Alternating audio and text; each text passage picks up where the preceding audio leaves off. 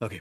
There it is. Welcome to the Damn Good Friends podcast. This is episode 77, and we got some special guests from the Woods and Water crew, the professionals. I'm going to keep calling you guys professionals. Yeah. And I'll tell you why here shortly. There's Bad reasons idea. why. But before we do that, the views, informations, or opinions expressed during the Damn Good Friends podcast are solely those of the individuals involved and are not affiliated with any military or government organization.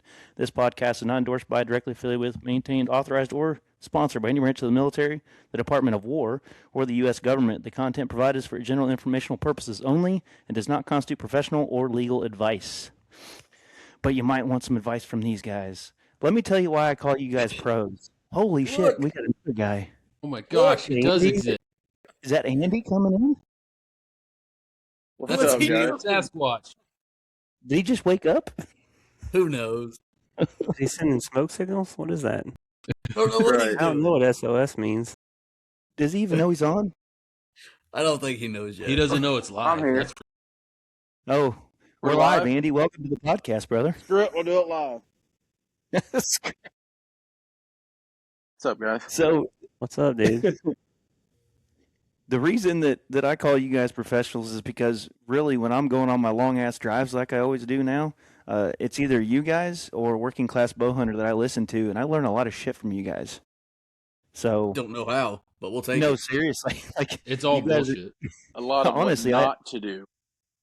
I hear the bullshit, and I really like the bullshit. But it helps me think of stuff that helps a podcast flow. And honestly, some of your jokes I've reused when you weren't around, so you were probably laughing at them. You know, at some point your ears were burning. It's kind of odd that you make the joke about banging my sister too, though. That's kind of weird. I don't quite get it. Well, you know, what he don't know don't hurt him. Oh, that was good. Good job, Nate. I'm proud of you. That You made a was- funny joke, actually. Well, we had a great time on you guys' podcast when you guys had us on, and you guys didn't make fun of us too hard. But I was telling Mac the other day, I like that we're getting to know each other a little better. Nate, you've got a pretty good sense of humor, and you could take jokes just as much as I can. So I feel like it's going to get deeper the longer we stay friends. Oh, for sure, man. For sure. But Oh, what happened to Nate? is Nate gone? You It's must just really weird. upset him with that joke. This is a first on a podcast ever. That I just bloody got my nose. first bloody nose on a podcast. Was it from the joke? Was it from Corey? No, it's Cocaine. from the Your cocaine. jokes? You know, from the cocaine I just snorted. But, From the cocaine. You don't have a drug test till next month. You're good. You don't want to Micah knows. Mike and Andy both know I get bloody noses just by thinking about it. So Well, remember, sharing, surprised it's caring. never happened before. Yep. Well, Andy, it's good to see you and partially meet you, man. We've heard a lot of good things from you on the podcast and heard about you from Nate and Micah. They haven't said a lot of good things, though. I was about to say, I don't know how many good things they probably said is a problem. So you ain't got to lie about it. I know what they really think. It seems like when any one of you is not around, the other ones you're getting shit talked on you. So Oh, yeah. We- Absolutely. He's tall. That's all we say. He's tall. Yeah. he's I listen tall. to enough of our own podcast to know better than that. Well, my favorite thing is whenever Andy or Micah are not around for a podcast, the other guy takes the opportunity to talk shit or challenge the one that's not there. And I just sit back and enjoy it because, it makes for good banter whenever I'm just, don't know what to say. So all I got to say is if Micah's on the podcast and Andy's not, all I got to do is say Andy's name and Micah's all over him. And if Andy's on the show and Micah's not, all I got to do is say Micah's name and Andy's all over him. So it's easy for me. If you can't tell, Nate's just the instigator. That's why you're in the middle of this fucking group right now. How many He- wrestling matches have there been? Just one so far. Just One one. official one. Yeah. That could be called official. I mean, Well, I mean, that was the only one where we, went to that we actually wrestled. And you won. there I was did. no winner. I won. He's just Undeclared. You know who says that there was no winner? The guy that lost. Yeah, exactly. I mean, It was You stopped for should see safety the other reasons. guy. it was stopped before someone got injured. There you go. Surely there was no alcohol involved. No, there it was. wasn't. No, It was at 5 like, a.m. on a mountainside in Colorado. So I say This it was there was was no just before alcohol. daylight, getting ready to go up a mountain. Hell yeah. That's and apparently Micah has a match set up with Chad Mendez now. Correct. Yeah, we heard Yeah, about good this. luck, buddy. We forged his name on the contract, but there is a contract. Seems legal. Yeah, it's binding. I will honor the contract. I will get my ass beat, but I'll do it. I'll do it. If he really wants to do it, I will do it. Dude, go do some push-ups. Go for a run. Get ready for this. You can do it. No, I know I can do it. I know I can die Don't too. do it. So I mean that's fine. no I ain't- training. I ain't Go in scared. there and just I ain't freaking wreck scared. them. That's right. You're Go in there, scared. freaking No, wreck. I'm not scared. It's gonna suck, and I'm too old for this crap. But I mean, I'll jump in a ring with him. I got like what 6 inches on him, 7 inches. I don't think that matters. I don't know. I mean, it's got to matter a little bit, and He's All probably you got to do is get near you and you're done. what weight class was he fighting at? What is He's lightweight and featherweight at one point. Mm-hmm. which is like what poundage? Like what 145, I'd say 155. 150. Yeah, so I got like 100 pounds on him too. So That's after he's cut. He probably normally weighs around, 175 somewhere in Yeah, there. more than likely. So, and it's pure muscle, FYI. Pure muscle. Uh-huh. I know, dude. I'm not saying I have any chance in hell. I love I'm the just saying if he confidence. really wanted to do it, I would do it. Oh, yeah. I was hoping to kind of turn it into like some type of like archery challenge or something like that, but I was too dumb to figure out a way to make it sound cool, so I kind of let it go or whatnot. 30 seconds. You got to roll. If you survive, you get to shoot. There you Oh, go. yeah. There you Rinse go. and repeat until Yeah. someone taps out or someone fails. To hit the Redneck target. Ironman competitions, what this Can you sounds like. imagine? I mean, me and Corey used to do that stuff. You imagine your grip and your breath when you try to pull a bow back after 30 seconds, even. Oh, Be rough. Yeah. We Yeah. used to like when All right, we I'm gonna first blow this blood caught out of my nose. I'll be back. all right, Dan. when we first started going out west, like we would put ourselves in like really weird positions or do like a jog or a run real fast and Mhm. then try to shoot. Like that's a whole different thing whenever your heart is beating from like a little bit of an exhaustion or whatnot. Like that's tough shit. So you guys trained for it a bit. Yeah, I used to. I mean, Back before we Okay. knew what we were like getting into, yeah. Yeah. I mean, I was never, I don't know about Andy or whatnot, but I was never in a position where I was just out of breath before I was going to pull my bow back. Usually you're calling them in so you have time to, so it's not like you're running up the mountain after them in our scenarios that we had. So we were never out of breath when we were taking the shots. Well, and with the altitude and everything, I would think you need to be in some kind of shape. Oh, I've you never def- done it out west, so Yeah, you definitely need to be in some sort of shape. And that hits everybody different. Like I do pretty good with altitude. Nate he does all right. Andy, he has like one bad day, and then he's fine the rest. It just It's the other way Fine. around. oh was it? Andy does fine. I'm the one who has about 24 hours of just kind of weirdness, and then I'm usually fine. I would say if anything, it's like I used to run like sprint down my driveway, sprint back, and be huffing and puffing, shoot my bow. Like it's more like shoot it when you're tired, like when you're dog tired, then shoot. Like as opposed to like out of breath and like just blood pumping, which your adrenaline kicks in anyway in those situations. But like it's more like you're exhausted for 3 days. And you have to shoot your bow now, as opposed to, hey, you woke up in the morning, go shoot a little bit. No, I started shooting my bow at the end of the day or after I went to the gym, and then shoot, as opposed to like shooting fresh, I guess. nice. That's something to think about.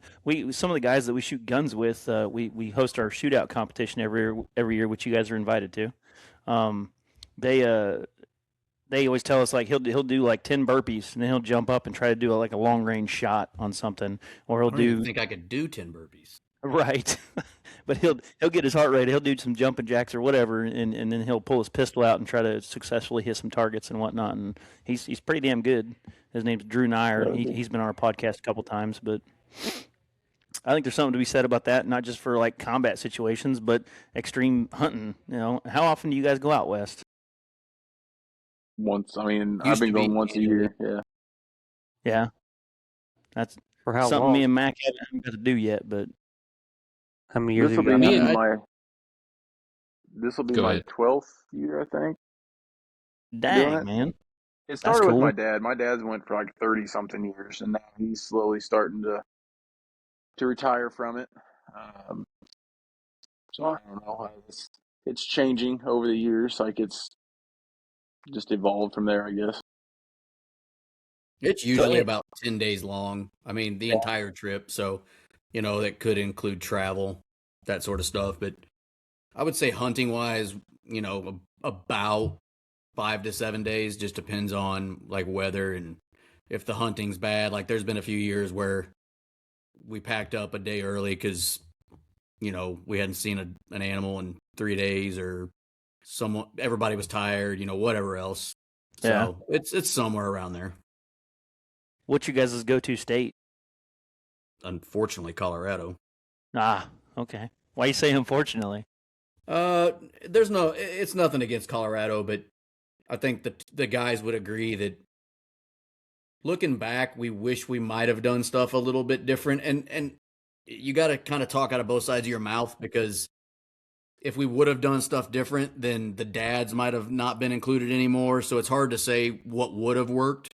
But the unit we went to in Colorado for a long time was an OTC unit.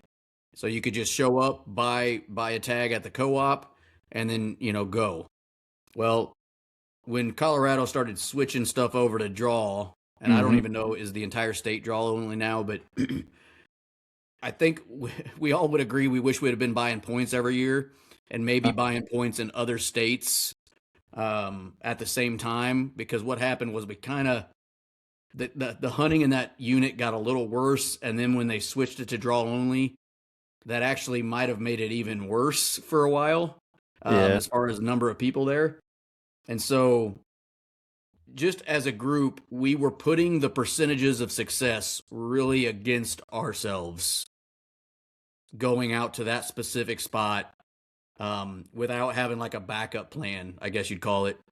Yeah. And, so that's why I say, unfortunately, I mean, it's been a great, experience out there. And we just kind of like took it for granted. And then all of a sudden, like we wish we would have done stuff to kind of prepare for shit hitting the fan. And, nobody really was. So we just kind of had to keep doing it that way. But other than that, it's, Colorado's cool. I mean, they've got the largest elk herd, as they say, at least. And so it's not bad. It's just wish you would have been more diversified maybe down the road. The way we did it wasn't probably best for the long term. Just because, I mean, we were going to a unit that has a lot of ATV trails. And it used to not. Like, it used to not have that many ATV trails. And like Nate said, over the years it progressed and that unit changed. And access became way easier. Even on the same trails that we were on, the first time I went there, it was like rock crawling to get back into where you wanted to go. And now you can run 20 miles an hour down the trail on a 50-inch machine, and you can get way back in there real fast. And I bet a lot of people do that now then, huh? Yeah. This last year, once we set up camp probably 3 o'clock that evening, and there was 12 other side-by-sides or units that went past our camp yet that night before season. So, I mean, it was just a lot of people, a lot more than there was. And like Nate said, it got worse almost once they made it draw only. Draw only limits how many go out there, though, doesn't it? Yeah, but it doesn't because they're. Yeah, go ahead. Tell them, Andy.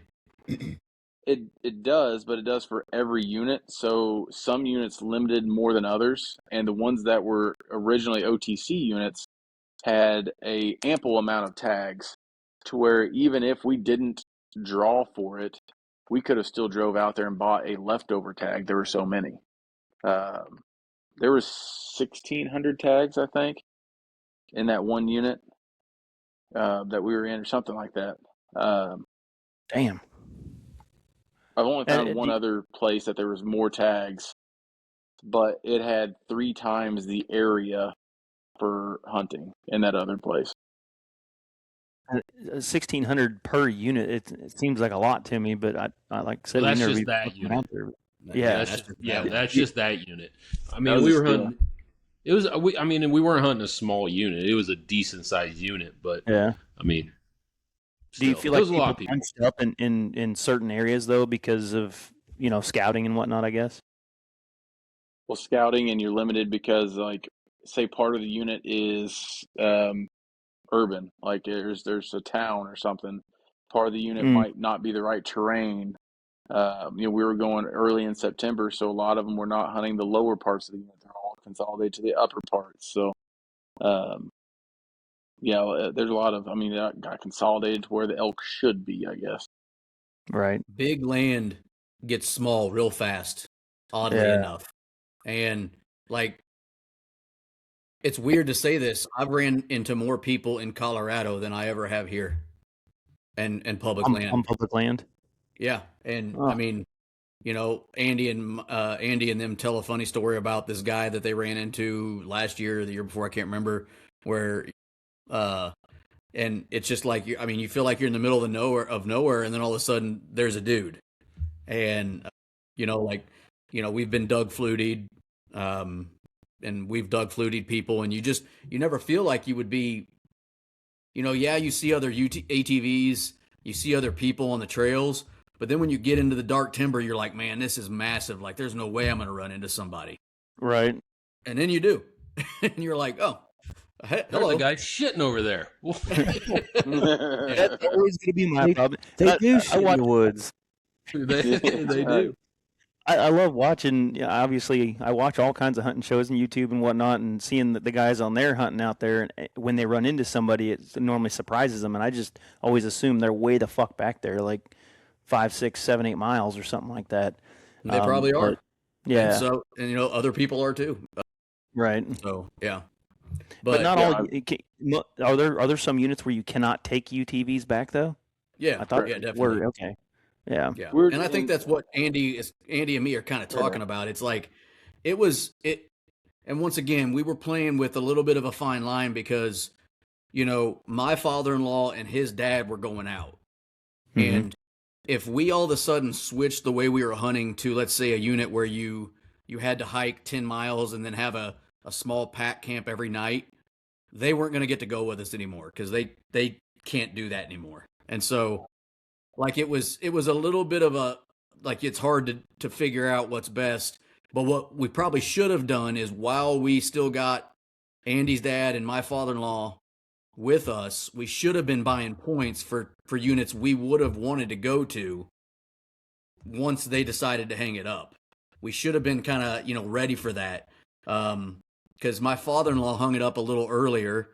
He's not going anymore. And then, Andy's dad did go last year, but, he might not anymore after this year. Well, He didn't go We're last. sitting- last year he didn't go. Yeah. well, that's right. He He's actually- done. Okay.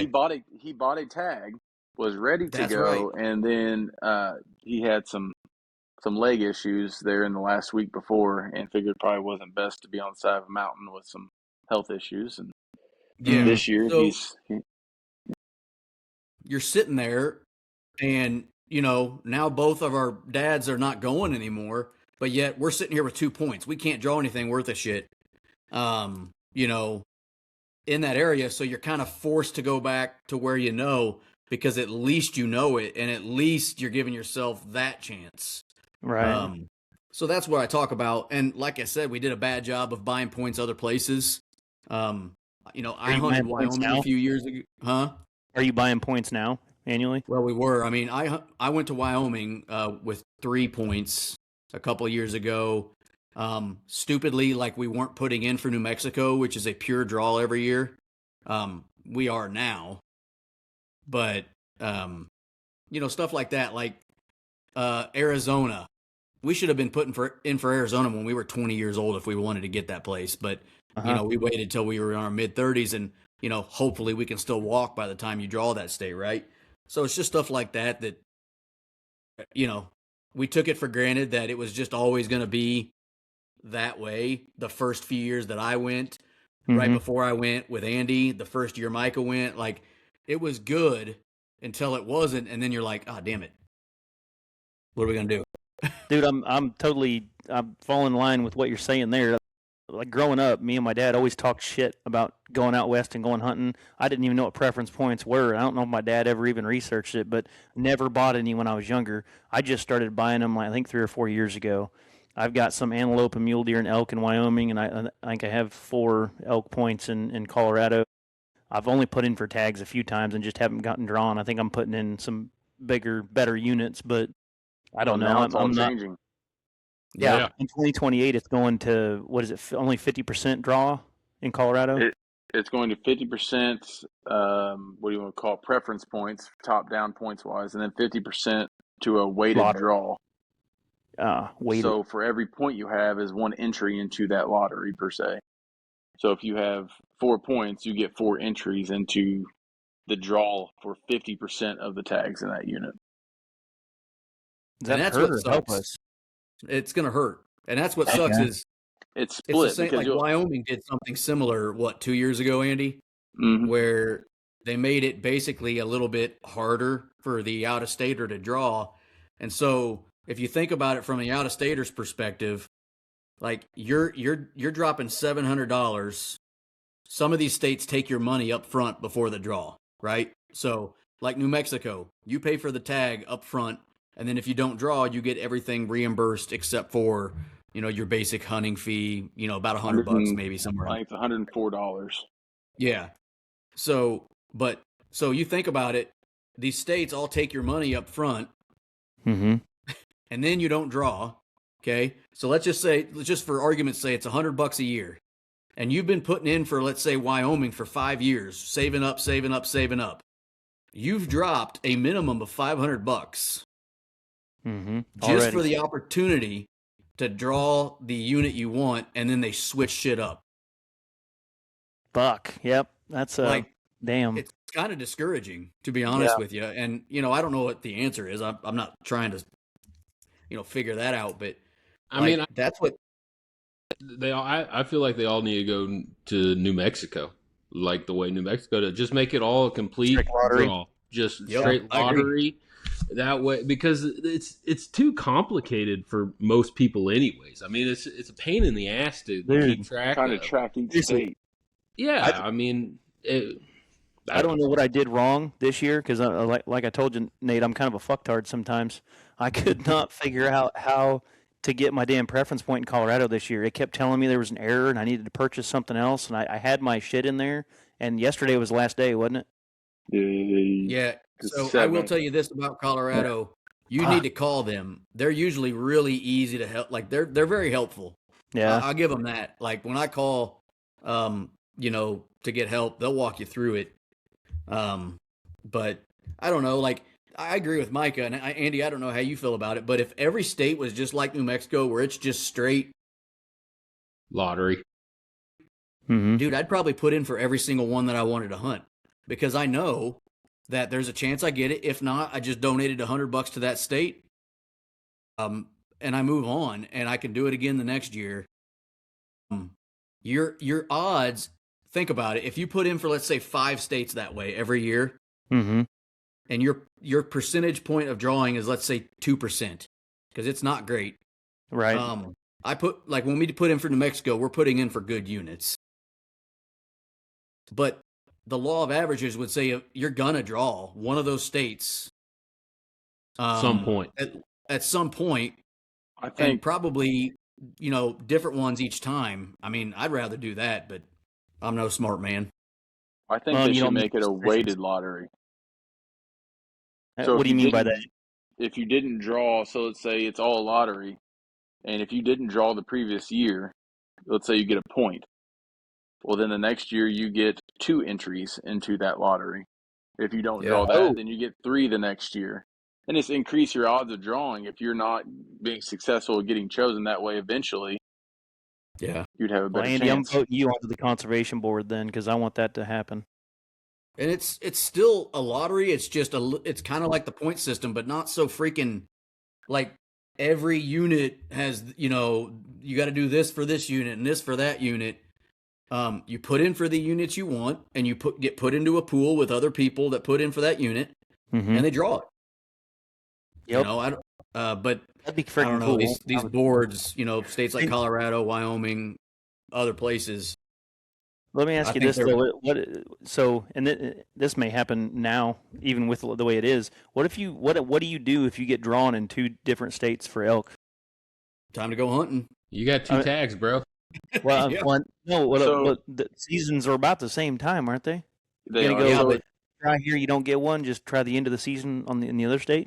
most I states think you have. go ahead. Sorry. Most states have a timing deal to where, like, I think in Colorado, once the draw happens, you have 1 week to turn it back in if you're not going to use it. So, like, I put in for New Mexico and Colorado this year. So if I get drawn in New Mexico, I should find out here by the end of the month. Well, then if I draw for Colorado, I have like a week to turn my Colorado tag back in. If And not I'm lose not going to point. go, and not yeah, lose you my won't lose your points. points. Right. Yeah. Gotcha. Okay. You would lose your point for this year, right? Like you wouldn't get a Correct. point. Right. You would not get a point for the year that you drew. So in essence, you're draw points. forfeiting a year of points, but you don't lose, let's say, 5 points that you already had built up. Got Those it. stay. And to be clear, just a disclaimer, anybody out there that wants to go hunt out west, don't listen to us. There's a lot that You're are right. like we You're are novice at best Go when it comes hunt. to this stuff. Yeah, go. There's a bunch of dude from different. Missouri. There's a dude from Missouri named Mark Livesey who's got a whole deal on it. There's a guy that we met out at the Western Hunt Expo called the Huntian. He's got a whole the Huntian, Hunt IAN. He's got a whole service where basically he does it for you. Yeah, you pay him an X amount of dollars, and you tell him what states, and I think How many points you have? He sets up a plan to where it's like, do you want to hunt every year? Do you want to hunt every other year, every 5 years? What do you want to do? And he sets up a plan for you, and that sort of thing. Dude, if we would have known him 10 years ago, I'd straight up had him do everything for me. Well, I mean, there's several of those out there that do that, aren't there? Yeah. Yeah, you can find folks, and it's like the problem is it's really not that expensive. This person, this is like their whole livelihood. It's kind of like I'm trying to work on my own truck, but I don't really know shit, but I know enough to get it messed up. Or I could just go to a mechanic and have him fix it for me. And yeah, I'm going to pay a little more, but how much time did I waste doing it wrong? Like that's where those services come in handy, or paying for the classes you can take. Like Tree Line Pursuits, which is that dude from Missouri. Go Hunt, you pay $150 or whatever it is a year for the subscription. It can kind of help you with some education. I mean, you're going to pay a little bit for that, but have you heard of the Rolling Bones one? So I don't remember what podcast it was on, but I looked it up afterwards, and there's different packages you can get, and their customer service sounds great. Like if you're coming up to the deadline on putting in for tags, and they'll get a hold of you and say, hey, what do you want to do? Put in for a tag or get a preference point, and you give them your information, they do it for you. But I think it starts at like $200 and it goes up to like $600, depending on how much help you want from them or something like that. Different packages. And that's just like this dude that we met at the Western Hunt Expo. It's great. I'm pretty sure he charged. So, like, obviously, whenever you put in for these points, it's X amount of dollars. I'm pretty sure for each state or each tag you want to go after, it's an extra $100. So he's doing all the legwork for you, and it's $100 per tag or whatever like that. If I remember right, I could be wrong on that. I wish I would have known him before, because to me, it's worth the headache. Like I freaking hate messing with it. I hate going on the website. I almost always do something wrong. Gotta call somebody and be like, what am I doing wrong? I could have just had him do it for me and been like, listen, this is what I want to hunt, and moved on. But let's make it happen. Probably should still call him, but hey. Well, ever since I looked that deal up, I got it saved on my phone. We're strongly considering, getting it just to alleviate some of the stress of dicking with it, and hopefully I get a frickin' tag one of these days. So we got our DGF pro staff now, and I talked all of them into last October. I said, everybody get on the Wyoming page and buy a fucking preference point. Buy as many as you want, but buy some, because we're going to put in as a group in another year or two. Yeah. So just trying to go on some other adventures so we can make some more memories in the outdoors, Yep. I get it. And they're great ones. I mean, I would never trade what we've, like my first year in Colorado, Andy had already been going for quite a while, 2 or 3 years. I can't remember what he said. And then Micah was the year after me. Like, I wouldn't trade some of those memories that we've had for anything. And then me and my other brother-in-law went to Wyoming a couple years ago, 3, I can't remember now. And while it kind of sucked, it was still awesome at the same time. And, you just don't get that stuff, I mean, back at home. I mean, it's different. Whitetail hunting and elk hunting, the only thing that's similar is that they all have they have 4 legs. Like, to me, that's the only thing that's the same. 4 legs and different size antlers. Yep. To me, turkey hunting is the closest thing to elk hunting. Yeah, I Man, yeah, it's funny you say that, because I've heard some motherfuckers on podcasts argue about that, like ready to knife each other. Mm-hmm. How are they similar, Andy? Just because for me, like the situations I've got myself into, like once it happened once, I'll never like not try it that way. Like a responsive bull and a turkey, like the way I hunt turkey and the way I hunt elk, I'm listening. I'm trying to get one to gobble or get an elk to bugle, and then trying to outmaneuver them from that point, and suck them in, whatever that is. Suck them Tactics off. are somewhat, that's why we take Nate. The tactics are similar, I guess. I mean, it's a completely different terrain, different environment, but same concept, I guess, if you will. I agree, just from watching videos and being like successfully turkey hunting when I am successful and not drowning in a river. Yeah, it's I think it seems similar. You're trying to locate, and then you're calling. If they're not coming to you, you're stalking them. And either way, it's fucking exciting. So yeah. I mean, obviously they're not the exact same. I mean, a turkey uses its eyes and an elk uses its nose. It's not the same, but I agree with Andy. Like, there's a lot of stuff it's that the closest thing I can compare. When you're elk hunting, you're like, this kind of reminds me of turkey hunting. Like trying to swing this way and get, downwind of him. Or with a turkey, you would swing and get, to where they're moving to and try to get hidden. You're being proactive with it. Mm-hmm. Like deer hunting, you're sitting and waiting. You're sitting waiting. With elk and turkey, you can be proactive with it. You can go after them a little bit. Mm-hmm. Hard to do that with a whitetail. how many successful elk hunts have you guys been on? As a group? And when I say successful, Yeah. when I say successful, I mean harvested an elk. How many elk have you harvested? As a group? Yeah.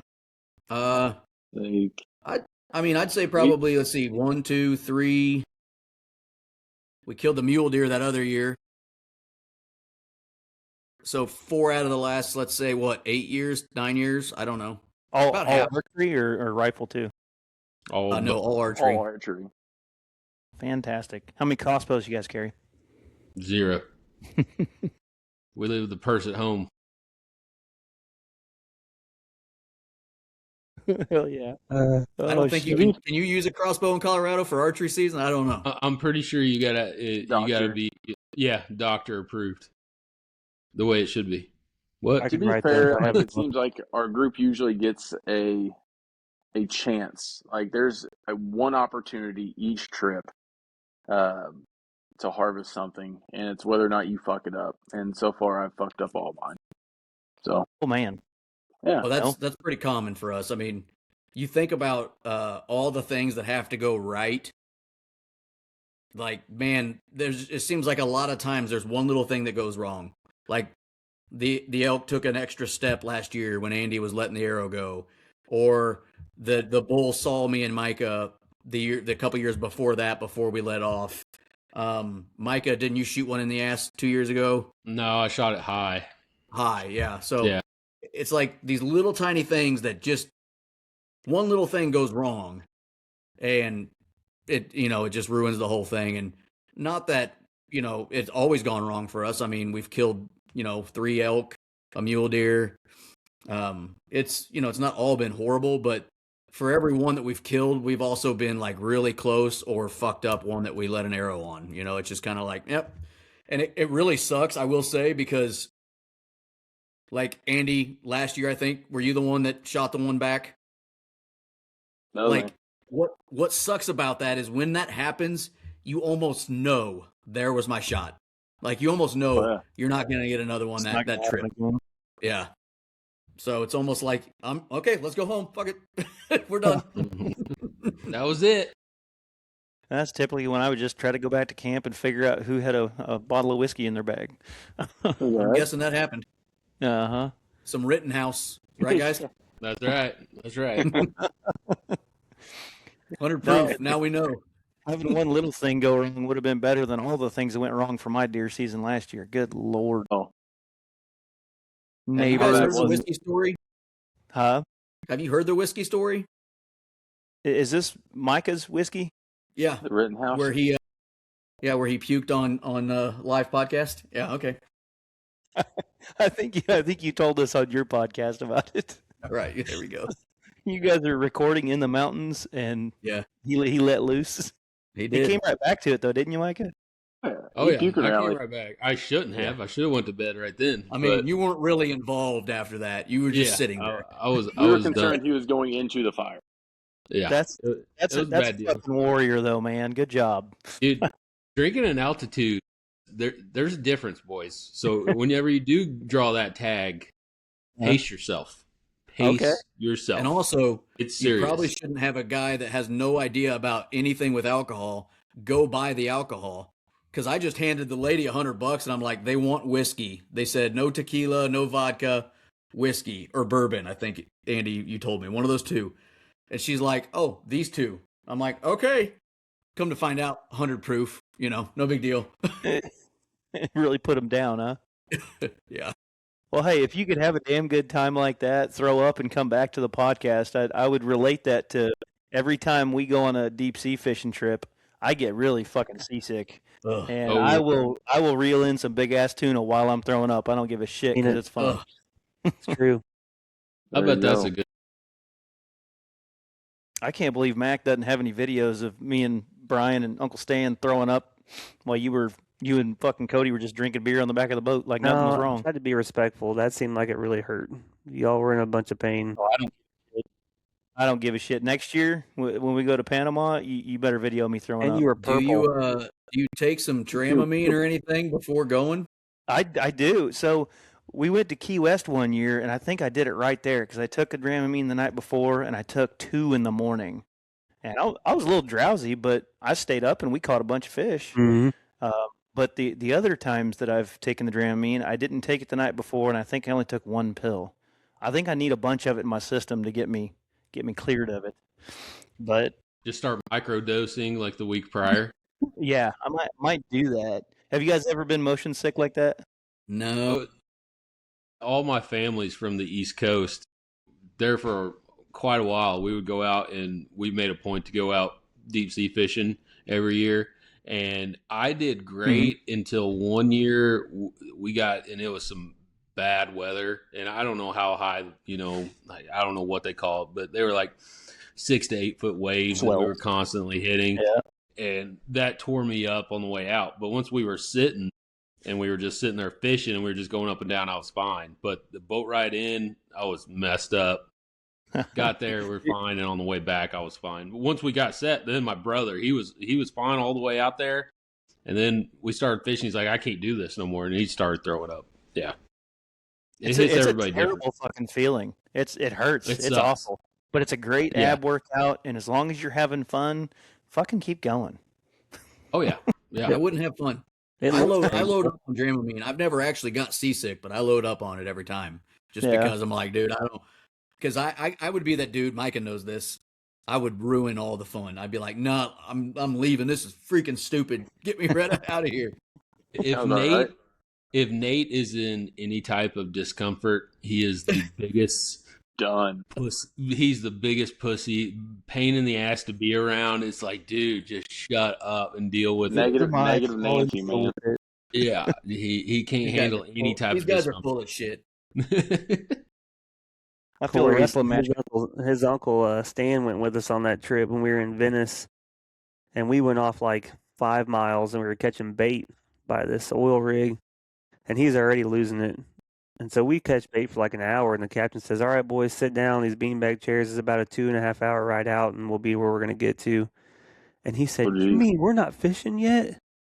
We said, "No." He's like, "You boys, this fucking sucks." And like, then Uncle Stan, it's about 8 more hours.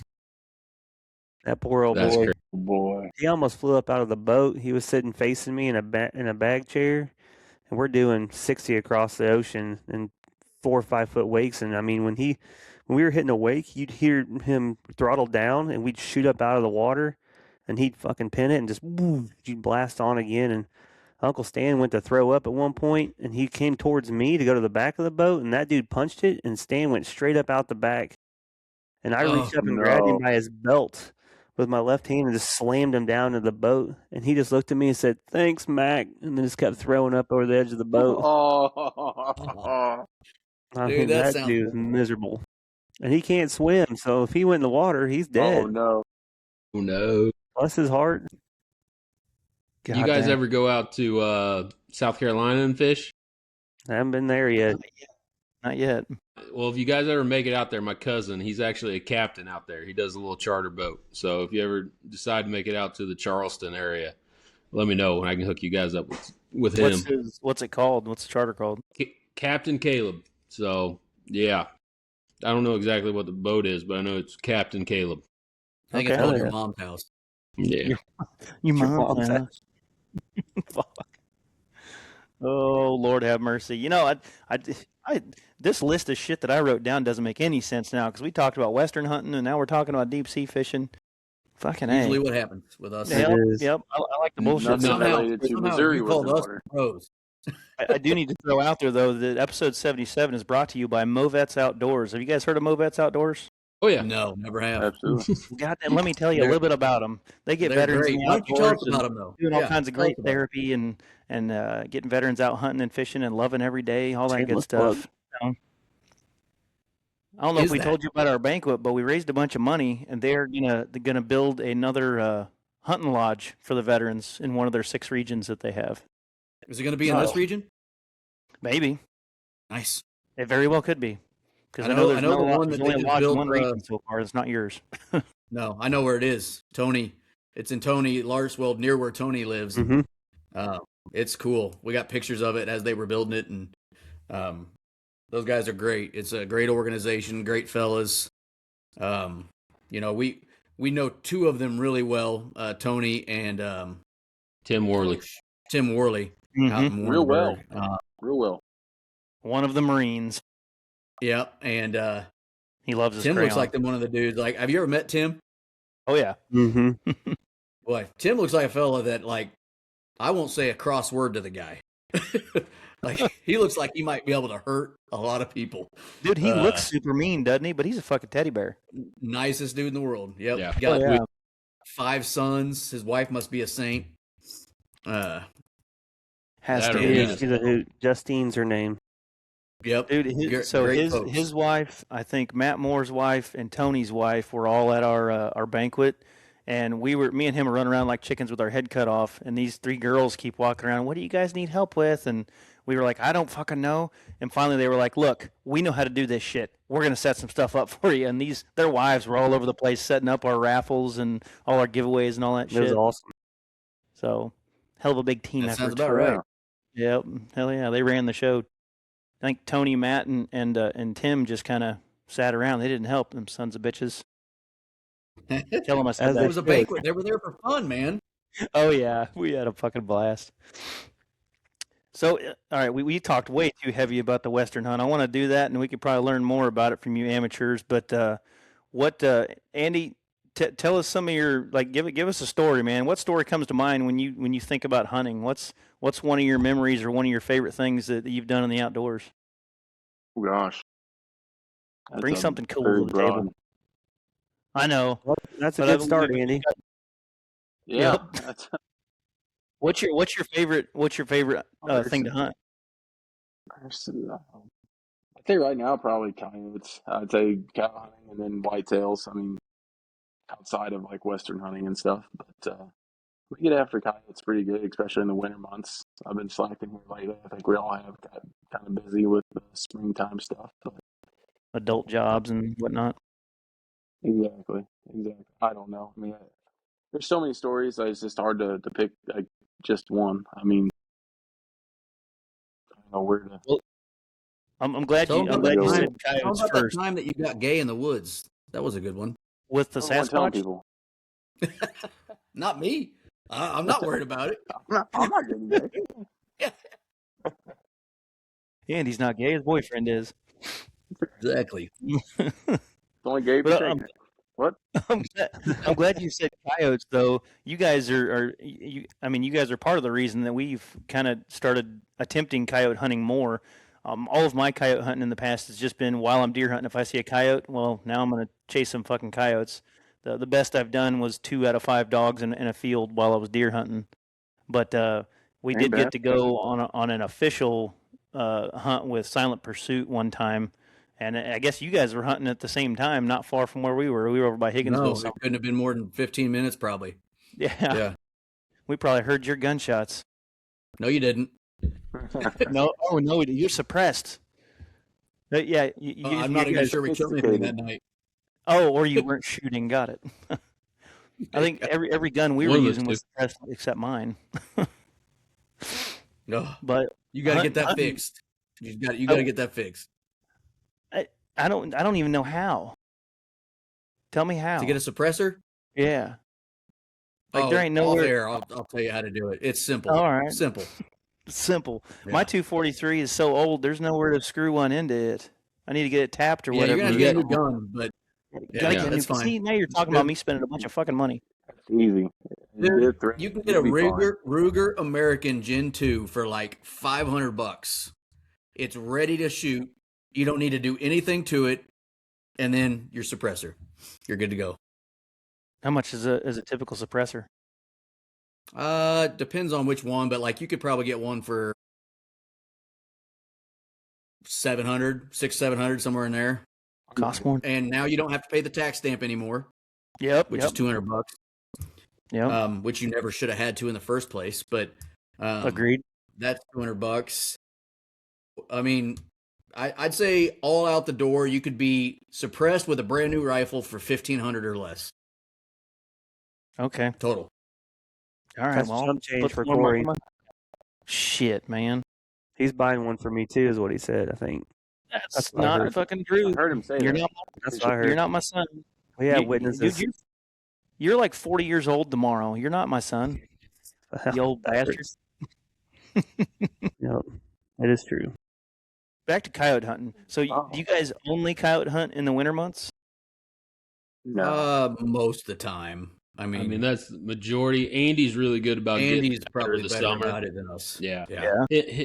His cousin Austin actually runs a decoy dog, and so they'll get after him pretty hard during the summer months too. And being as how Missouri opened up the 9-month thermal season, well, we're going to get after him a little harder in the summertime than we normally would. Normally, it's Different just opportunities coming. Yeah. I mean, I don't like sweating my ass off when I'm hunting, so at least we'll be able to do it at dark when it's not as hot. So that's going to Right. be kind of nice. What do you have any kind of different strategy you would use in the summertime, obviously, or would you have the same call sequence and all that shit? No, That's it'll be different. Go ahead, Andy. I will say pretty similar, but I mean, to me, it's pretty similar call sequence. I feel honestly like in the summer months, you can get almost more aggressive with them. If something responds to you like vocally, in the summer months, there's a really good chance you get that thing pissed off and coming. They just get a lot more territorial, a lot more aggressive. You got to think the time of year they're just coming out of their dens. They got pups on the ground. They're going to get protective of those pups um, there for the first part of the summer, and so you can kind of play off that until you get into like the late summer part where they're starting to dispersal. Well, even during dispersal, then they're still kind of territorial and aggressive because they don't want new dogs moving out in their area. So the summer they're a little more aggressive. I feel like a little more territorial, and so you don't have to rely on your breeding or food as much. You prey, and you can go more towards like fights and just owls and stuff like that. And that's my experience. And then No, with the decoy dog, that's where it like really does make a difference. It's a blast. That's a whole different experience from thermal or from just normal calling. And how we, I don't know, that's what keeps my interest in the summer going back out. How's a decoy dog work? Yeah, that's a good question. So, um, not how people think of like running hounds or running, yeah, back and forth. You still have to call a coyote in to like a visual range.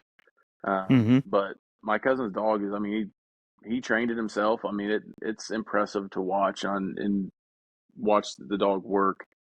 But it sits there with you, and while you're calling, and he's got a command. Once a coyote's like in a visual, close enough, he'll give it the command. It runs out, and it is actively looking for the coyote. And once it sees it, man, it's like a rocket. That dog has a natural hatred for coyotes, and it's like a missile going out there. And you'll see that coyote like, what the hell's going on?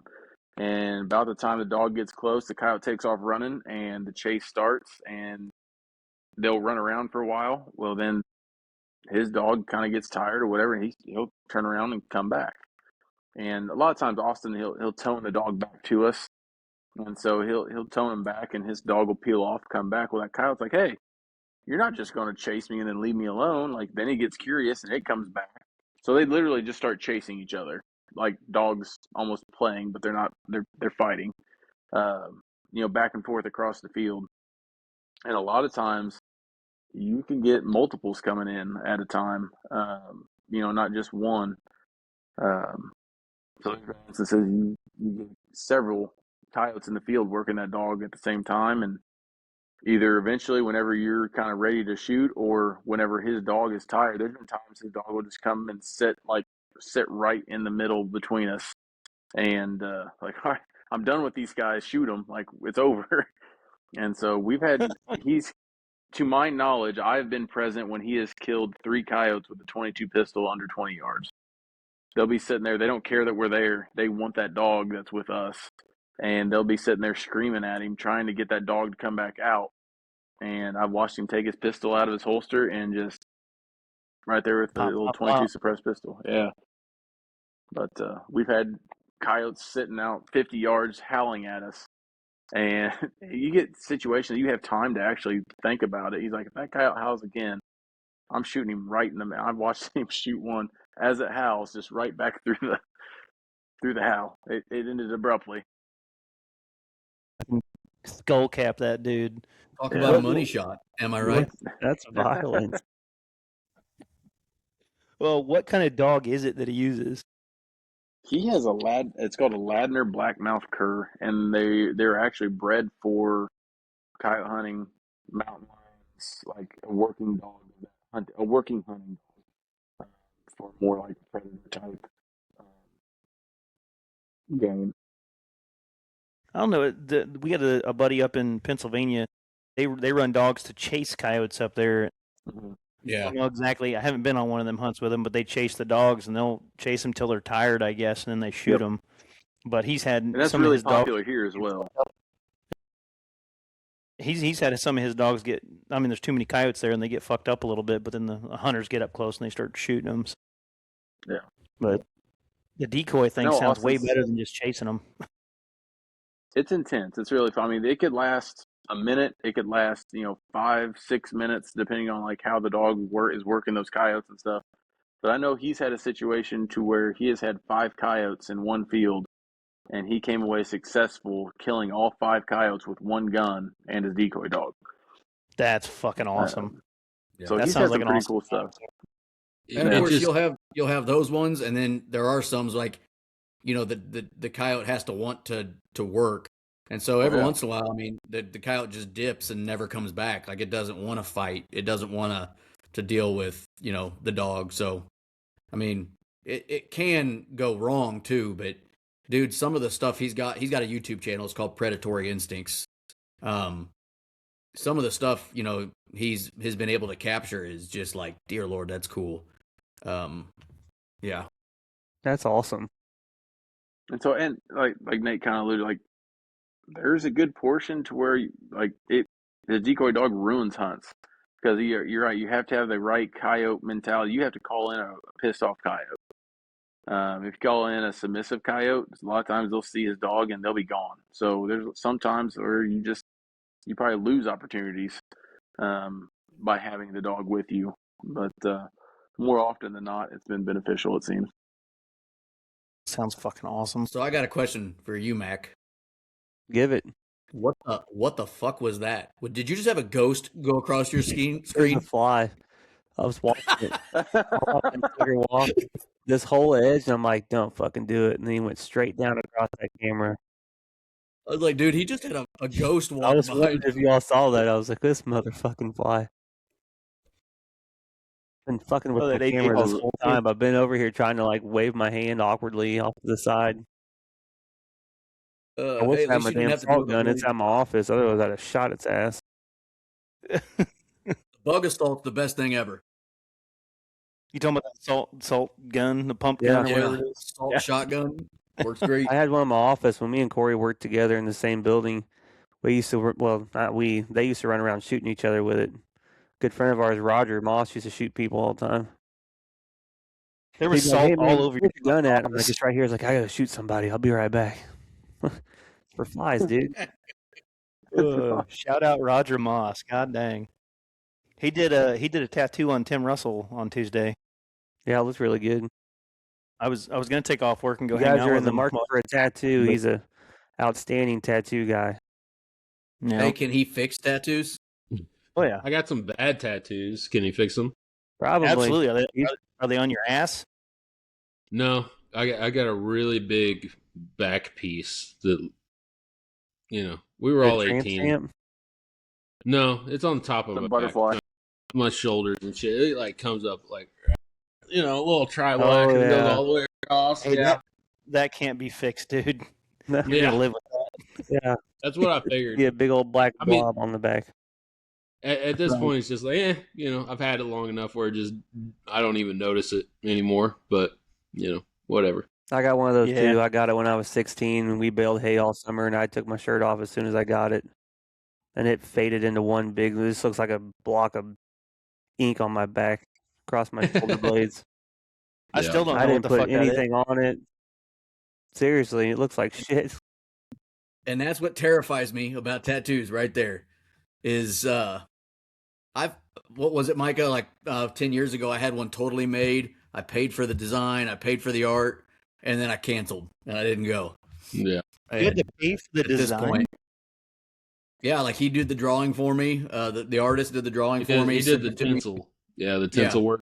Yeah, and he's like, "What do you think of this?" I'm like, "Oh, that's great." And then I didn't go do it. So no ink I'm for you, scared. honey.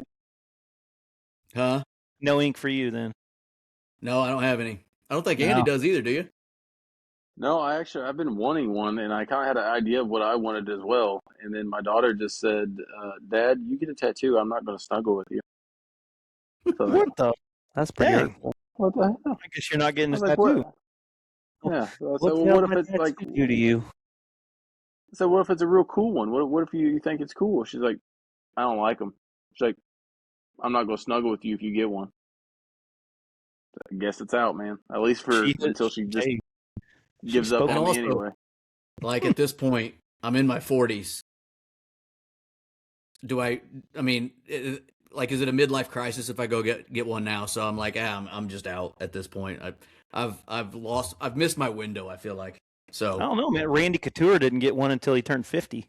He's Randy freaking Couture, not Nate Thomas. Nate There's a Thomas, difference between the he's a two of pro. I'm telling you, 100%. You're a pro, man. Come on. No, I'm not. Listen, until your freaking pecs start touching your belly button, you can get tattoos. Yeah, I That's want to what get feels- more, but I want to get more of them. But I'm just like, they're so much. They're so expensive these days. Like Oh it's shit! Yeah. crazy. It's so expensive. I'm like, I could do other things with that money. I mean, if somebody offered me like a free tattoo and like I knew it was going to be good work, I'd be like, yeah, let's do it. But I just don't have the urge to spend the money on it right now. You heard it here first. If Micah can get a tattoo partner, he'd take a free one. There you go. Yeah, for sure. Dude, I want to get. I'd get my whole leg done if it didn't cost me anything. I would. I'd get my whole leg. I want to do the Whole leg. leg's Nate, probably worth I think we $20,000 in tattoos. Exactly. See, so I'm like, yeah, I'm not doing that. I'm not spending 20 grand. You know. Would you hold on? There we Would go. you allow me and Andy to put something in the design if it was free? Like Not the whole design, just something in the design. Like I'd have to approve it. nope. Yeah. It wouldn't be sexual or anything like that, but like if I could put like "fuck you" right there in the tattoo, like somewhere where it's hidden, but we know it's there. Oh, I'd be down for that. That's my sister. I'd be down Yeah. for that. I think we should just pay to have Missouri Woods and Water tattooed on his ass. There you go. That's free sponsorship. You can write that off. Mac, let's do another. The next raffle we do, we'll raise money for Micah's tattoo. We'll do it. There we go. Who writes it off? We can split it. It's a split 50. You guys get to write off the advertisement. I'd do it. I don't. I'll be honest with you. I don't want my, my blood, sweat, and tears logo that we poured. I don't want it on something so freaking gross. Disagree. How do you I'd know rather it's maybe it's pleasant. I mean, Your sister likes it. I deduce it. I knew it was Doesn't know coming. why. Oh, it was too easy. Yep. That was a fastball right down the middle. Right down the middle. Okay. Did you So, guys hear that Nate- Missouri Conservation is taking a poll on Facebook? Have you heard about that Yeah. poll? Yeah. Or, we did you I bet fill they yours listen out? to us. Yeah, I need to go on there and make it. I just saw about it today. It's open till the 20th, but they're considering doing draws for non-residents. So that wouldn't be implemented till I think 2027 season or beyond. Like right now, for the 2026 season, they're considering out-of-state hunters only get one buck tag. Yeah, I saw that too. And then 2027, they're talking about, what was it?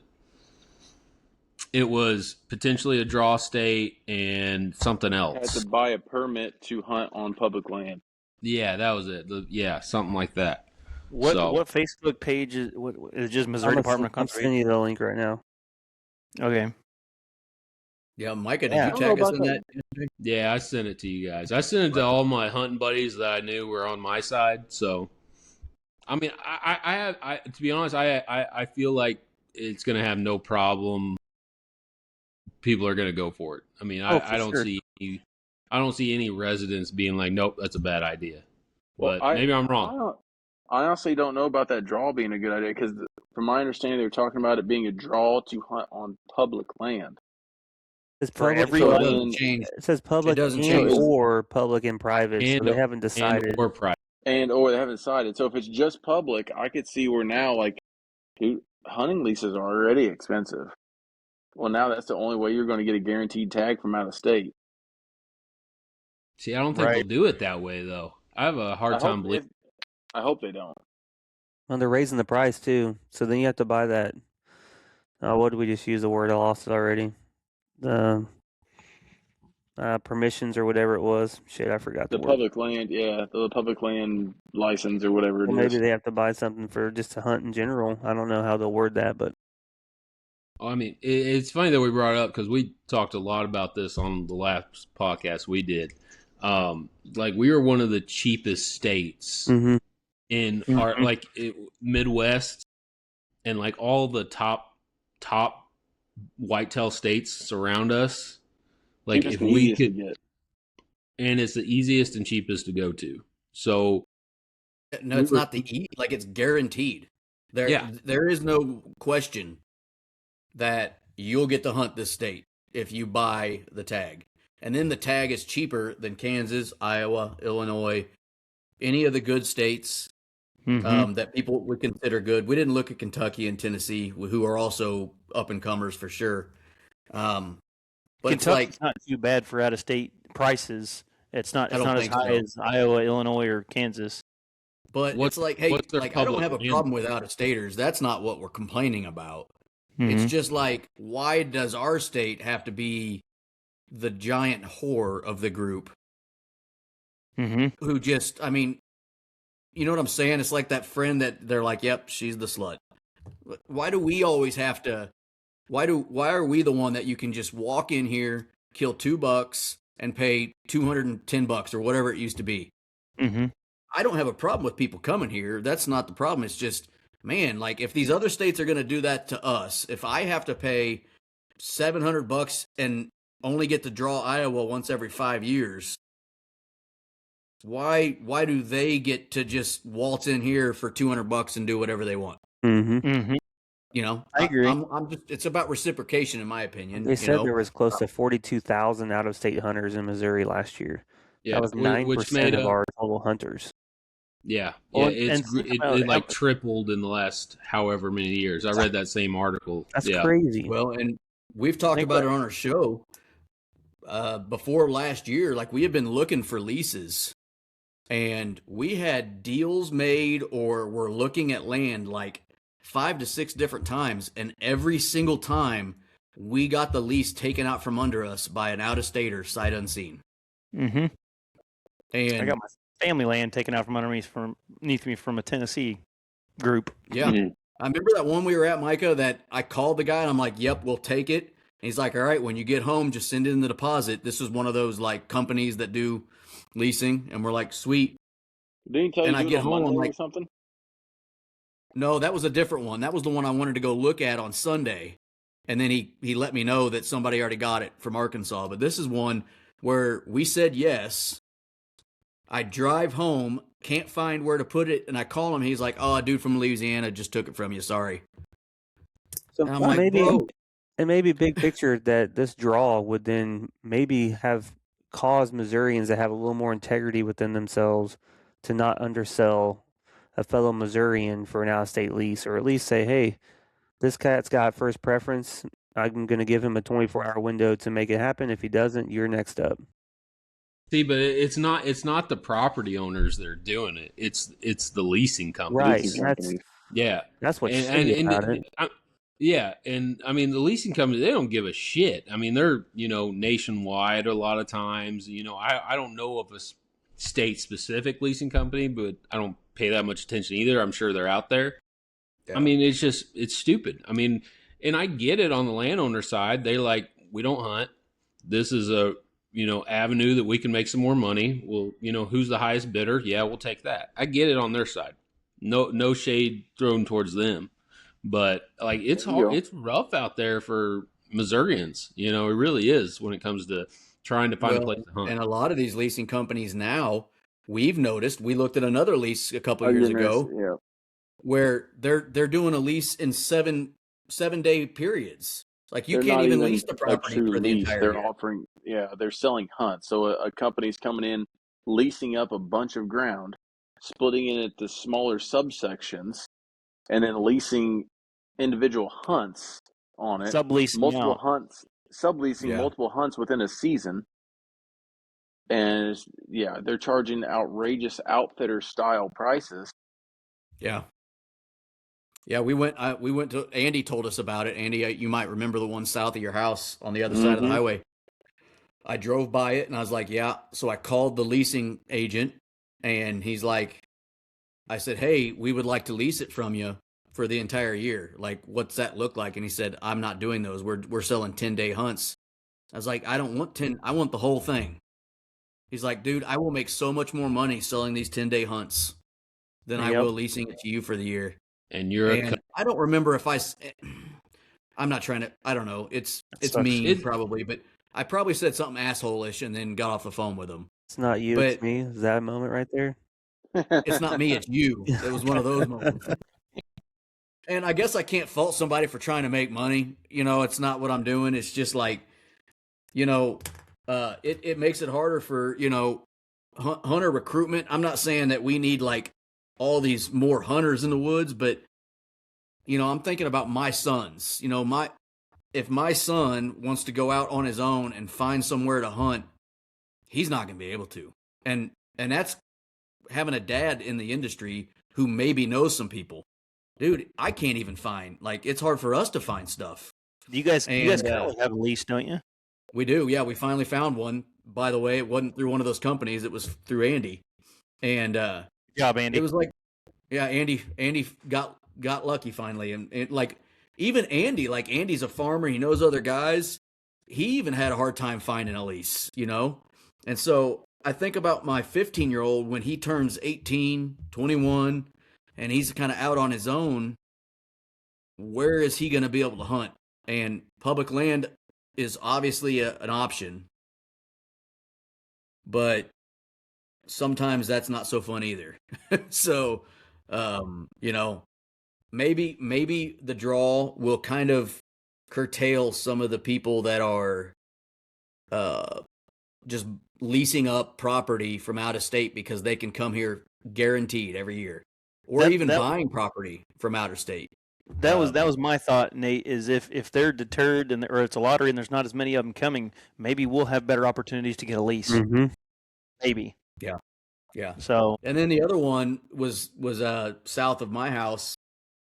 Micah sent it to me on a Saturday, I think. I reached out to the leasing company and I said, "Hey, can I go look at it Monday?"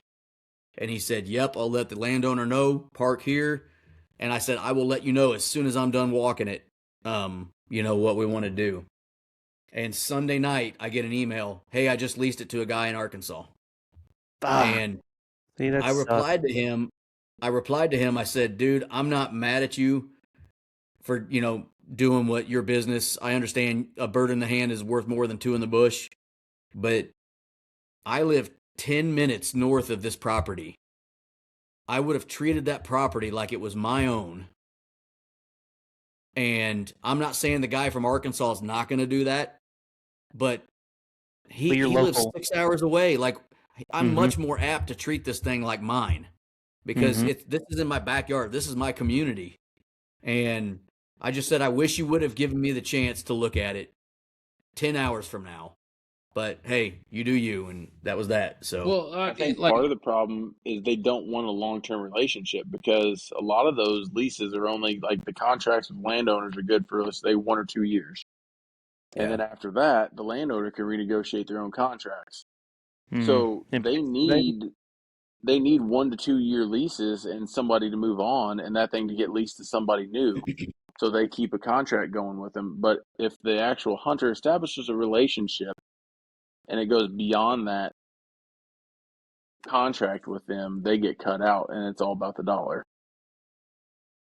Well, the thing that irritates me about it, and I'm not throwing shade to, people that come here, but like I don't feel like it's helping our age structure when it comes to bucks. And I could be totally wrong on this. This is just my opinion on it. If you, let's just say Arkansas, if you are in Arkansas, you pay X amount of dollars to pick up a lease for a year. More than likely, you're probably going to come during our rifle season. You're going to come up here for a week and you're going to shoot, you're hoping to shoot just a decent buck. So if a 120 or a 110 walks out, you're going to shoot that deer. And there's nothing wrong with that, but it's also like, I mean, you're messing up the age structure in a lot of places, in my opinion. I mean, whether that's, it is what it is. I like to shoot big deer, but that's just me. But I mean, I'm not, like I said, I'm not throwing shade to people. Yeah, they're not coming here. They're not managing properties. They're coming here to have success, which is great. I want people to have success, but I also want you to think, well, I'm going to continue to have this piece of ground for years on, and I want to have a good, good healthy herd and, have mature deer on the property. And in my head, I have a hard time believing that everybody that's leasing this ground is doing that. I could be Well, wrong, it's kind but of like the same argument like Iowa folks would have against us, right? So, like, you get a dude from Louisiana, let's say, 130-inch deer here is a Yep. giant in Louisiana. I was about to say that. Well, you and me go up to Iowa, and I see a 180-inch deer. That's a giant, but maybe to that farm, that's an average deer. I mean, there's some farms up in Iowa that 200 inches is there's one every year. And so, I totally understand what you're saying. Like, you get a dude come from Arkansas, he gets to come for 7 days during rifle season. He paid $3,000 for this lease. You better believe he's going to kill something. Oh yeah. Like, and he paid $250 for the tag or whatever it was. He's going to kill something. And if the last day, 110-inch, 2-year-old 8-point walks out, a normal guy here that has maybe killed some bucks before and, is working on stuff, that deer walks, that deer probably is getting shot. And, I'm not disparaging him for making his decision. It's his tag. He's doing it legally. But I see what you're saying, Micah. Like, that deer probably would have lived on the last day of rifle season right then, and maybe made it to 3 and, then 4 possibly, then 5 possibly. But, it didn't happen. And it's not their fault. Like, they're just doing what they're able to do legally. They're coming to our state legally. They're getting leases legally, beating us for them. Not their fault. And then they're shooting a deer legally. It's just like, I get it. But we said this on our show last week. I think it was kind of like this. Like, when you think about the best deer state, if I gave Mac, I'll ask you, if I said you can go hunt deer anywhere in this country for a big buck, where are you going? Missouri or Kansas? I would say 9 out of 10 people would say Iowa. I mean, Iowa's got the biggest deer. They're huge, right? And Wisconsin Kansas actually has the most. Wisconsin's got huge deer too, right? My point is, Missouri could be that. We could. But it seems like the people that run our state care more about the money that they make off all these out-of-staters coming in than they do about the quality of deer. And that pisses me off a little bit. Like, our deer could be nasty good, and they already are good. We got really great deer here.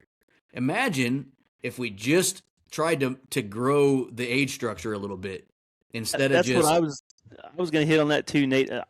Iowa and Kansas seem like the hardest ones to get tags for whitetails, and I think they do have great big ass deer there, and more of them. I think Missouri was number 7 in last year's list. Wisconsin was number 1, but Iowa and Kansas were both ahead of us. I think Illinois was ahead of us too.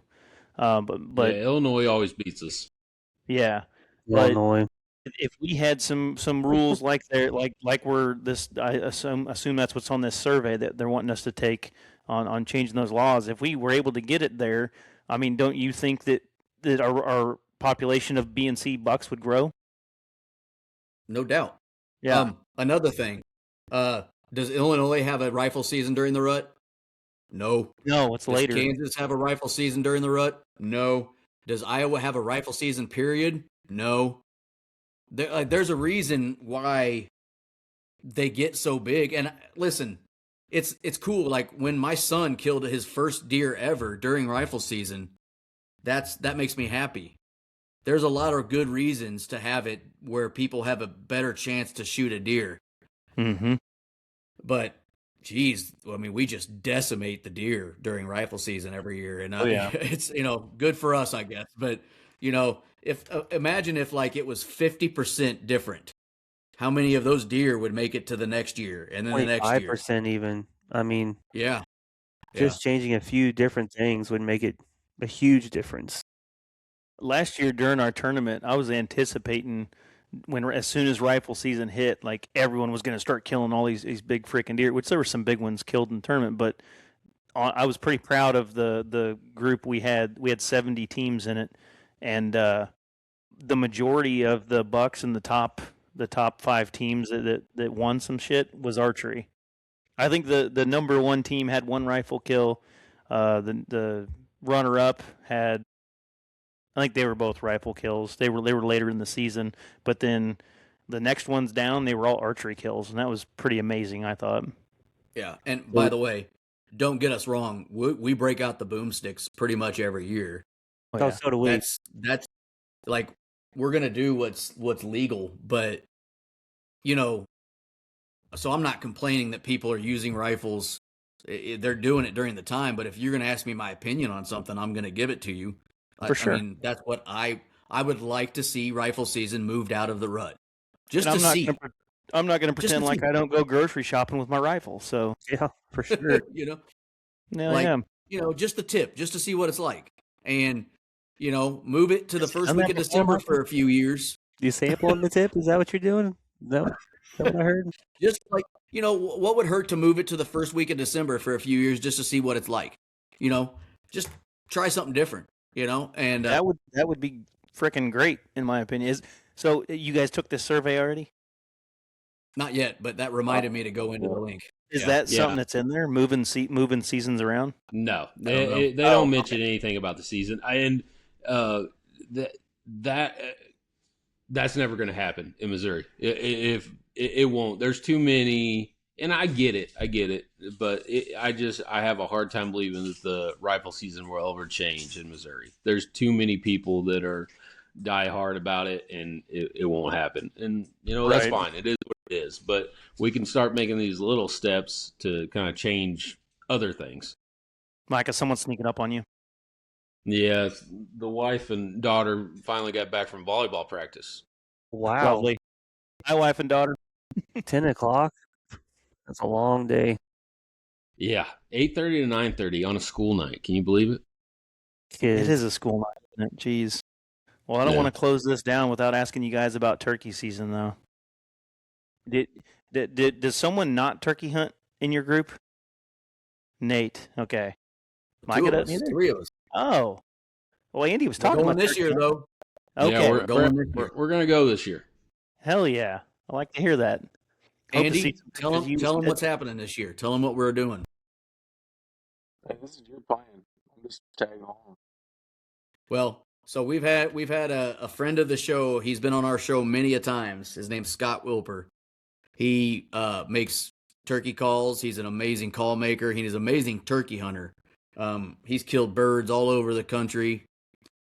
So the new lease we got this year as a group together, when we got it, we immediately started noticing that there is a crap ton of turkeys on it. And, our camera's been showing it. So we told Scott about it just through passing. And he's like, guys, I'll take you. And we'll triple up. We're going to triple up on Tom's. And so he's going to take us hunting on our own property. And we're going to try to triple up. We'll see how it works. I think they call that a three-way. Hey, okay. That's cool. Yeah. Triple So up we're gonna sounds try cool that. too, but who am I? Yeah, and he's and you guys would attest to it. He's a straight up killer. I mean, he asked. So what he said to me, he goes, "I'd like to go out there one morning, a couple days before the season, and I'd like to go out there one night before the season, and I can promise that first weekend we'll kill." And so we're gonna do it, and Hell yeah. we're gonna shove 4 of us grown ass bodies into a blind or whatever he wants to do, and we're gonna listen to him, and we're gonna make it happen. Hell yeah, that sounds fun. That's awesome. Getting extra large We'll give it a blind. shot. Dude, I love turkey hunting. Turkey hunting's a freaking blast. So I hope you guys have a great time doing it, and I hope you are successful. Andy's I'm horrible definitely at it, but I love it. yeah. Andy's definitely more of the turkey hunter than me and Nate for sure. He goes after him every year. This is going to be the first time I hunt turkeys in probably a good 10, 15 years, if I'm being honest. I can't remember the last time. Yeah, I started what the hell out do you do during turkey season normally? rest. Oh, you sound like an old man. Yeah. Well, usually we hit the coyotes a little harder than we did this year. This year we kind of gave. I mean, we didn't go after them as hard as we normally do. So, maybe it's changing my mind to be like, yeah, I feel pretty good. We can go after some turkeys, see how it goes. I'm That's planning on awesome. getting a few coyotes in soon before turkey season. But yeah, good shit. Well, what's guys, your, it is. what's your preferred turkey calls? You guys, Brand? Yes. yeah, it's like style. Do you use slates, box, diaphragm? So Nate's got Scott makes a really good box call. Like he's made, I think, one for. I know Nate has one. I have one. I got one. Does he have, Yeah. does he have a Yeah. company? What's it called? Yeah. Yeah, Wilper's custom calls. So he makes all these by hand. Wow. This is all drawn. Each one tells you what kind of wood it is. I don't know if you can see any of that, and the number of call it is. And this one's called the Pocket Rocket. So I got a little And- left-handed pocket rocket. Yeah, it just slides in your front pocket. Like it can just slide straight into your front pocket. And he does amazing work.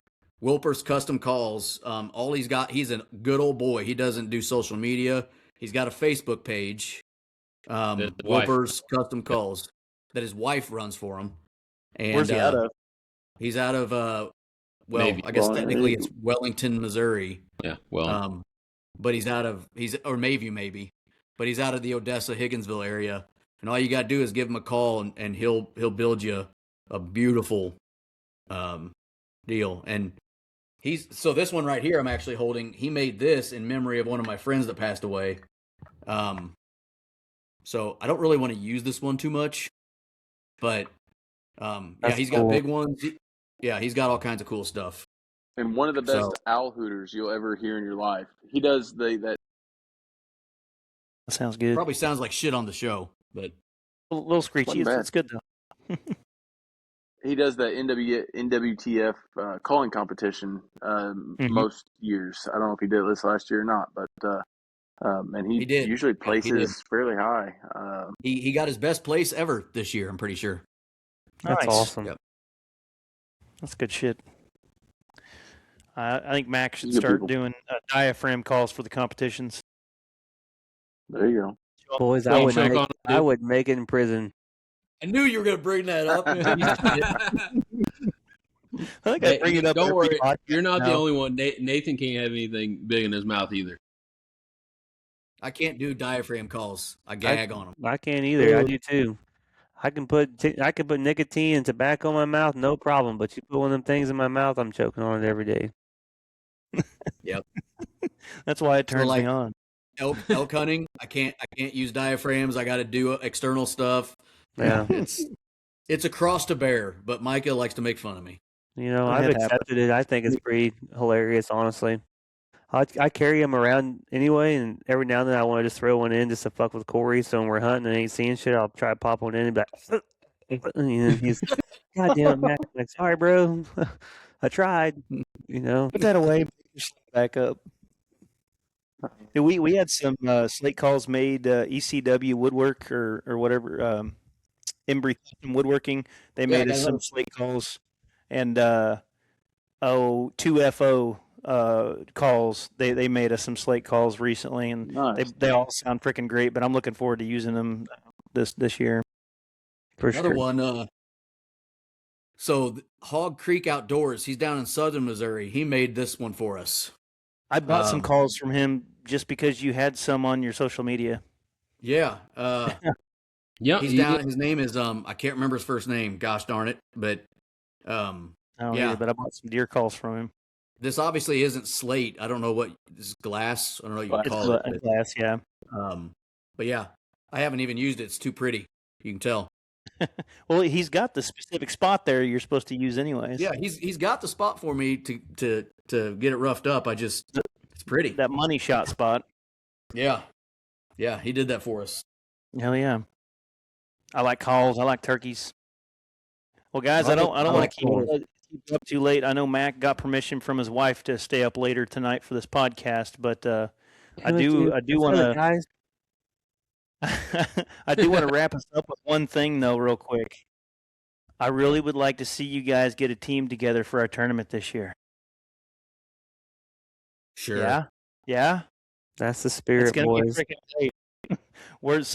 Because we teamed with the Show Me Whitetails Expo, and we're going to have the awards there and everything.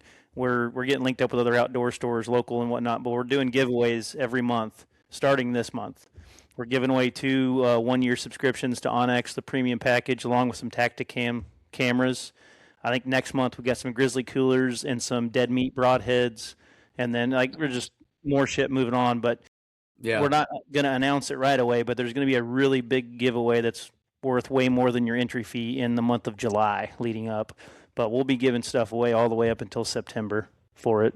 We need to do more stuff like that. Like, it's been so many. I mean, I can't tell you the last time I've entered any sort of a tournament, like anything. The problem is they kill small deer, man. Well, you never know when you're going to kill your biggest. I know. What was that year, Micah, that if we would have entered the Quest, there's that Quest tournament, I don't know if they still do it or not. 2018. Yeah, but if we would have entered it, we would have all won or got the first, top 3, but nobody entered, so. There was a couple of guys last year that chose not to be each other's partners, and they were partnering with other people. The people they partnered with didn't kill. They both killed 150-inch deer. They would have won the tournament. And Sounds they about considered right. it. Yeah. What we'll have to do, though, so Mike and I hunt the same place for the most part. Mhm. Andy usually doesn't hunt there. So, I might have to team up with Andy and Micah with somebody else. So, because me and Micah will pretty much be hunting the same deer. And, you might have to do it that way. I don't know. Can I get Micah? It has begun. Yeah, usually Micah is the one that steals the deer out from under me, so it is cool. Yeah. Someone's gonna have to be the cuck in the corner. Yeah. I still got Nate the finds aggregate it, your all over Micah his just ass. shoots Just him, remember that, Andy. Just remember. Well, hell You only yeah. get lucky with a rifle once every 5 years. I'm just saying. So you have to hit it right. And Micah. Is this the 5th year then? No, that was last year for him. No, Oh. I killed last year, and then I killed 2 years prior to that. I'm picky, and he gives me shit for it. Nate likes to kill shit. He's good at it. He likes to kill shit. I feel like it's shit that should have waited another year sometimes, but, that's just me. Yeah. Yeah, you keep passing those 145-inch 8-pointers. I'll keep shooting them. Potato chip. Yeah, that's fine. You do you. I'm actually planning on hunting on some public land this year quite a bit. So if I see a 145-inch 8-pointer, he's fucking going down. I mean, that's a stud. It's a stud deer. I mean, there's no denying it. That's fine. Yeah, With a bow 8. on the ground at 7 yards. I'm just saying. You would have done the same thing. I would have shot it too. Too. Fucking A. Yeah. That's what Nate. Is that what you got this last year? No, I didn't kill a buck this last year. Okay, Yeah, that was shit. 2024. Gotcha. season. Okay. Yeah. Well, No, hell yeah. Micah killed the big buck on our properties this last year, and then my 2 sons got deer, but I did not technically. And then the year before that, Micah killed the big deer on the property you guys hunt. No, after hunting 0 minutes, and then he goes hunting for 10 minutes and shoots him. That's the luck of the hunt right there. Tony killed his big Have buck you this last year, his first hunt out. Did you guys hear that story of how I killed the big one, the real big one? A I Baraka? don't think so. Yeah. So I mean, it's pretty good. So I have a few different places I hunt. A lot of them include Nathan. But I was going after this one deer on my main farm, and the second weekend of rifle, that Friday, the buck I was going after got killed. In the meantime, Nathan has been hunting this property that we have together, and there's a big deer there. Nate went after him how many times? At least 15 with a bow. Yeah. And He went after a lot. I hadn't stepped foot on this property besides, doing the work, putting in cameras and helping him, that sort of thing. And I found out the deer I was going after got killed by a neighbor. And so I told Nathan, I'm like, I'm going to go out there. I'm going to go sit, and I don't care. Tell him what happened Thursday before that, though. Oh, yeah. So Nathan actually, this deer walked out, and it got within 30 yards of him but it was on the neighbor's fence, on the neighbor's property that we did not know that we could have shot on at the time. Turns out he could have killed it. Yeah. But he didn't know that at the time, so that's fine. So anyways, long story short, he tells me I told him I'm going to go hunt there, and he's like, this is where you need to sit. He's like, I got to leave early with my nephew Caden. He's like, you need to go sit here. And I threw a big old piss fit, and I was like, I don't want to walk in that far. I was mad because my deer got killed, and I was like, but whatever. Well, I ended up killing the deer. We named him Baraka. I don't know, 30 minutes after shooting light sort of thing. He walked right towards me, 98 yards. He dropped right there in the field. And so, we like to rub Nathan's face in that every once in a while. He put me on it. I was not going to sit where he told me to, but, I ended up just biting the bullet and taking the walk. But it worked out in my favor very well. Sometimes being ethical and a nice guy does not pay off. I'm just saying. Damn. Andy just stood off. Yeah, his internet sucks. I'm sure I'm surprised it didn't screw up before now, but well, shit. Yeah. All of ours got more clear all of a sudden. So that deer walked in front of me at like 30 yards. I don't shoot him because, I don't want to kill him on another, he was just on the other side of their fence. And so I ended up calling the landowner right after. And I was like, dude, you're never going to believe it, but Baraka just walked right by me, and I had to let him walk because he was on this lady's farm.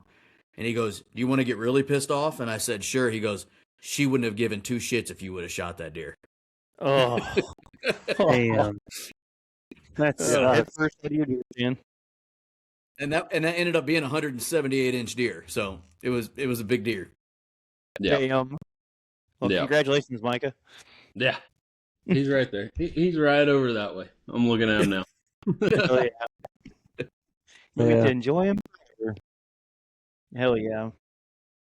Well, guys, let's cut this off a little bit here. All of us got adult jobs. Well, at least I do. And I'm going to get some sleep. But thank you guys for coming on and bullshitting with us. It was a fun Thursday night, I think. Oh, yeah. We'll plan stuff out a little better next time. Good deal. And look, you did Riverside. It worked well. Yeah. We're getting it figured out. Yeah. Learning from the pros, man. Come on. Seriously. So I'm gonna stop. I think that's just competent people. There's nothing pro about it. It's just not. We're very incompetent, so we're learning how to do that. I'm gonna push the buttons, export, and I'm gonna download, and then I'm gonna upload, and it's gonna be a whole fucking 15-minute thing for me. He used two hands there, but he actually just types like this. Fuck yeah, one hand. He's got like one of those fucking things or it hands. Hell yeah. All right, guys. Well, good luck on any adventures you got coming up, and stay fucking cool. So We'll try. Yeah, boys. Good talking.